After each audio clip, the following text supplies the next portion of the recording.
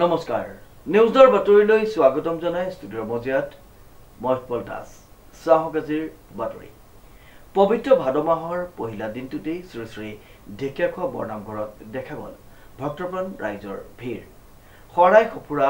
ধূপ দীপ নৈবেদ্য আগবঢ়াই সকলোৱে ল'লে ভগৱানৰ ওচৰত প্ৰাৰ্থনা নিউজৰ ৰিপৰ্ট পবিত্ৰ ভাদ মাহৰ পহিলা দিনটোতেই শ্ৰী শ্ৰী ঢেকীয়াখোৱা বৰনামঘৰত পৰিলক্ষিত হ'ল ভক্তপ্ৰাণ ৰাইজৰ ভিৰ শৰাই সঁফুৰা ধূপ দীপ নৈবেদ্য আগবঢ়াই ভক্তগণে সেৱা ল'লে প্ৰভুৰ শ্ৰীচৰণত এই অনুষ্ঠানত কমেও 50 লক্ষাধিক ভকত সমাগম হ'ব এই 50 লক্ষাধিক ভকতক আমি আদৰিবলৈ সম্পূৰ্ণ প্ৰস্তুত তাৰ বাবে আমি সহায় লৈছোঁ সংবাদ মাধ্যম জিলা প্ৰশাসন আৰক্ষী অধীক্ষক স্বাস্থ্য বিভাগ খোৱা পানী বিভিন্ন দল সংগঠন আমি বিভিন্ন স্বেচ্ছাসেৱী অনুষ্ঠান আৰু স্থানীয় গাঁও এই অঞ্চলৰ সমূহ ৰাইজক সামৰি পেলাই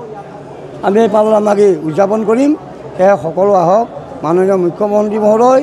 সাংসদ বিধায়ক সকলো আহক আহি পেলাই আমাৰ গুৰুজনে প্ৰতিষ্ঠা কৰি যি নামঘৰৰ ভেটি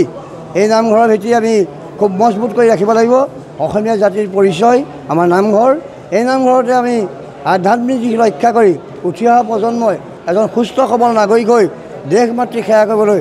ইয়াত আশীৰ্বাদ লওক আমি প্ৰভু ভগৱন্তৰ চৰণত এই গুৰুজনৰ অক্ষয় মন্ত্ৰীৰ পৰা আশীৰ্বাদ প্ৰদান কৰিছোঁ প্ৰতিদিনে লক্ষাধিক ভকত সমাগম হ'ব এই লক্ষাধিক ভকত সমাগম হোৱাত যাতে কোনো অসুবিধা নাপায় আমি গাড়ী ৰখা পথাৰ সম্পূৰ্ণকৈ আমি প্ৰস্তুত কৰি ৰাখিছোঁ তেখেতসকলক গাড়ী থ'বলৈ আৰু 4 লেনৰ যিটো আমাৰ ৰাস্তাৰ সমস্যা হৈছিল সেই ৰাস্তাটো আমাৰ মূল গেটৰ পৰা আমাৰ 30 মিটাৰ আগতে আমি ৰাস্তাটো খুলি দিয়া হৈছে আপোনালোকে সকলোৱে দেখিছে যে আমাৰ মুখ্য দুৱাৰৰ সন্মুখত এতিয়া আটক ধুনীয়া আমি বাছছোৱা আমাৰ নিপেন দাস ডাঙৰীয়াই গুৱাহাটী তেখেতৰ মুক্তিযুঁজাৰু পিতৃৰ নামত অৰ্পণা কৰিছে সেইদৰে সমস্তজন ৰাইজৰ দান বৰঙণিয়ে এই অনুষ্ঠান গঠিত সেয়ে যি ইয়াত দেখিছে সকলো ৰাইজৰ অনুষ্ঠান এই ৰাইজৰ অনুষ্ঠান ই কেৱল ঢেকীয়াখোৱাত অৱস্থিত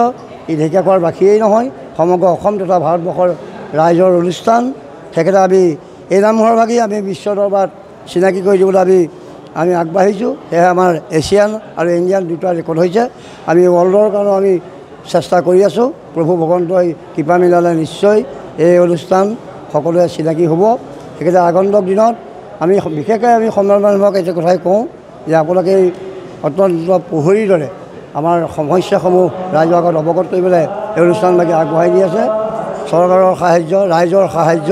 বিভিন্নজনৰ সাহায্যৰে নামঘৰ আমাৰ চলি আছে কোনো আমি অভাৱত পৰা নাই সেই অনাগত দিনত আমি ভাবিছোঁ যে এই জাকত জিলিকা এই অনুষ্ঠান হৈ পেলাই আমাৰ বিশ্ব দৰবাৰত নামঘৰ ভাগি আমি চিনাকি কৰি দিম ধন্যবাদ আমাৰ 4মহীয়া পালনাম হ'ব এই পালনামৰ মাজতে আমাৰ গুৰুজনৰ শংকৰ গুৰুৰ তিৰুভা তিথি মাধৱদেৱৰ তিৰুভা তিথি জন্মাষ্টমী উদযাপন কৰিম আৰু ৰাতিলৈ এখনি মহাবিকা ভাওনে আমি উক্ত কাৰ্যসূচী সামৰি মাৰিম ধন্যবাদ এনেদৰে দেখা গ'ল সমগ্ৰ অসমৰ ইমূৰৰ পৰা সিমূৰৰ ভক্তপ্ৰাণ ৰাইজ আহি ভাদ মাহৰ পহিলা দিনটোতেই শৰাই সঁফুৰা ধূপ দীপ নৈবেদ্য আগবঢ়াই সকলোৰে মংগল কামনাৰে প্ৰভুৰ শ্ৰীচৰণত আশীৰ্বাদ গ্ৰহণ কৰে পবিত্ৰ ভাদ মাহৰ প্ৰথম দিনটোতে আমি এই ঐতিহ্যমণ্ডিত শ্ৰী শ্ৰী মহাপুৰুষ মাধৱদেৱ প্ৰতিষ্ঠিত ঢেকীয়াখোৱা বৰনামঘৰত আহিছোঁ আমি নামঘৰত সেৱা লৈছোঁ আমি সেৱাৰ জৰিয়তে ৰাইজৰ মংগল কামনা কৰিছোঁ দেশৰ মংগল কামনা কৰিছোঁ আজি সকলো ভক্তপ্ৰাণ বৈষ্ণৱবৃন্দ এনেদৰে আহি এক আধ্যাত্মিক পৰিৱেশত ইয়াত সমবেত হৈছে আমি এই সমবেত হোৱাৰ ৰাইজৰ লগতে অংশীদাৰ হৈ ভগৱানৰ শ্ৰীচৰণত সকলোৰে মংগলৰ কাৰণে প্ৰাৰ্থনা জনাইছোঁ ভাদ মাহৰ প্ৰথম দিনটোত মহাপুৰুষ শ্ৰী শ্ৰী মাধৱদেৱ স্থাপিত এই ঢেকীয়াখোৱা বৰনামঘৰলৈ অসমৰ বিভিন্ন প্ৰান্তৰ পৰা বিভিন্ন লোকৰ সমাগম হৈছে আজি এটা খুব শুভ মুহূৰ্ত আৰু এই শুভ মুহূৰ্তৰ সাক্ষী হ'বলৈ পাই মই নিজকে ধন্য মানিছোঁ আৰু এই নামঘৰত বিভিন্ন সময়ত অসমৰ বিভিন্ন প্ৰান্তৰ বিভিন্ন ধৰ্মপ্ৰাণ লোক অহাৰ উপৰিও ভাৰতবৰ্ষৰ বিভিন্ন ৰাজ্যৰ মানুহ এই নামঘৰলৈ আহে গতিকে ইয়াৰ যি পৰম্পৰা ইয়াৰ যি ঐতিহ্য এই ঐতিহ্যৰ বিষয়ে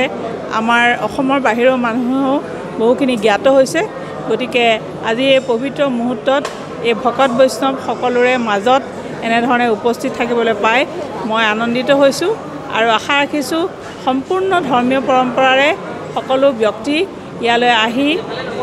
ইয়াত সেৱা আগবঢ়াব আৰু আমাৰ যি পৰম্পৰা সেই পৰম্পৰা যাতে আমাৰ সুন্দৰভাৱে অটুট থাকে এইখিনিকে মই কৈছোঁ শ্ৰীমন্ত মাধৱ বৰুৱাৰ ৰিপৰ্ট নিউজ নাও।